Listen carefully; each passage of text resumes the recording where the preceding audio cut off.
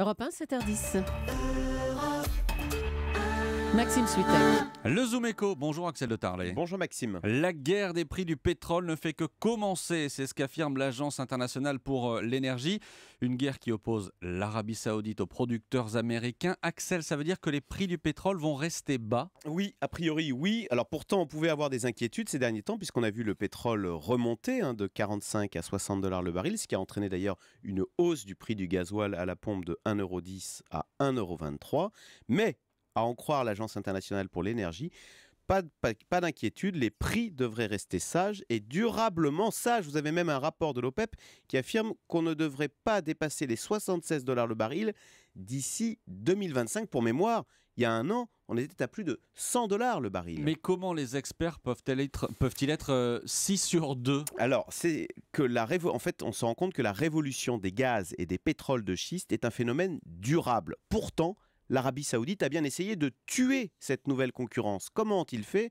Eh bien, les Saoudiens ont ouvert en grand les vannes du pétrole, ce qui a fait chuter les cours l'an dernier, qui sont passés de 110 à 45 $ le baril. Et le plan, c'était qu'avec un baril à 45 $, eh bien, nombre de forages qui exploitent ce pétrole de schiste aux États-Unis ne serait plus rentable et devrait mettre la clé sous la porte. Eh bien, c'est ce plan qui a échoué. Alors certes, nombre de puits ont fermé aux États-Unis, mais les producteurs américains se sont adaptés.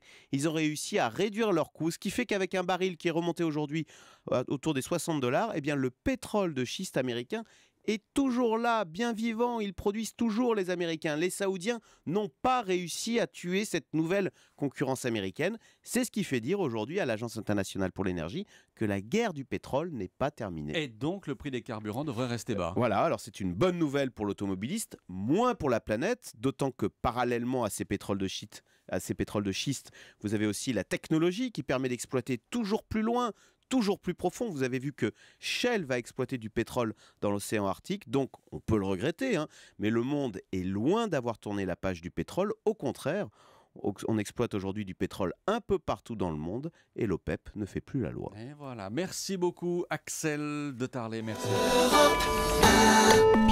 Europe 1.